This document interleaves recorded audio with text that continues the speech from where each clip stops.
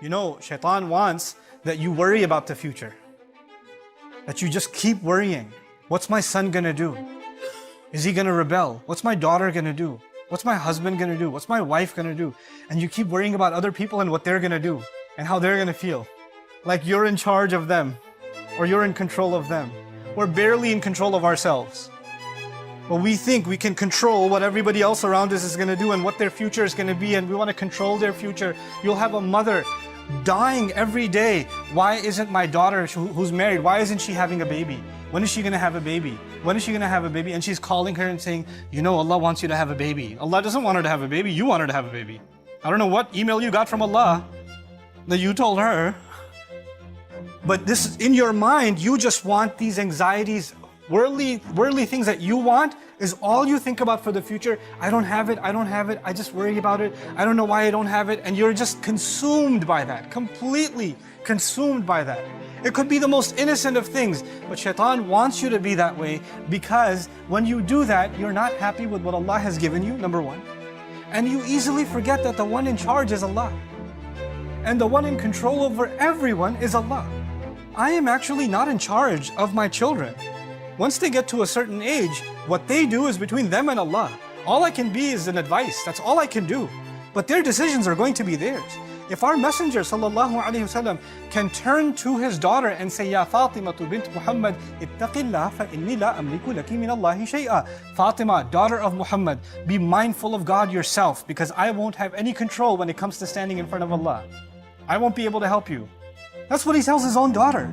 So how do you and I think we have control over others, even within our family? He wants us to think we're in charge, and that's actually something only Allah has the right to. But he consumes our minds with it, and of course, when you try to control people, it backfires, it never works. You can never control people. You can't control people. And when you can't control people, you get even more anxious, and you get, negative constantly. And when you become negative constantly, it's impossible for you to be grateful. Look at how the ayah is going to end. وَلَا تَجِدُ أَكْثَرَهُمْ شَاكِرِينَ. You're not going to find most of them grateful because they're going to be negative all the time. They're going to be anxious about the future all the time. What's going to happen to my job? What's going to happen with my money? Where's this going to come from? Where's that going to come from? What's going to happen to the health? What's going to happen to the kids? What's going to happen to this or that or the other? What if they find out? What if this happens? What if this one says this? What if that one does that? And you're just so overwhelmed by these petty things that you forget that Allah controls the future. That Allah owns it, not you, not me. And the fact that we had even a good, peaceful day, one moment, was not because we earned it or we planned it or we controlled it. It's Allah who gives relief. Every single day, that's Allah who gives relief.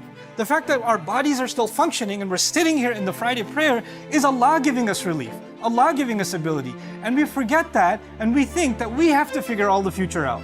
We have to control all the outcomes. And that's one of the things Shaitan wants, is to make you confused about thinking that you have something to do with the future. One of the greatest tricks of the Shaitan is to make you pessimistic about the future. Nothing's gonna work out, it's all gonna be bad, nothing ever worked anyway, it's always gonna fail. You become so negative that not only are you negative about your own self, your negativity becomes infectious. Even people around you. Somebody's happy about something, somebody graduated, you're like, yeah, but you're not really gonna get a job. You just have to throw in some kind of negative. This is the pessimism of the devil. He wants that from you, because if a person is pessimistic, then how can they have pessimism and hope in Allah?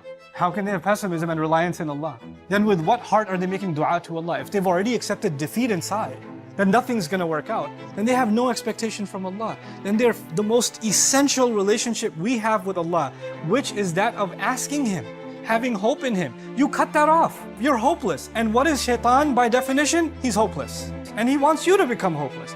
These are his attacks from the front.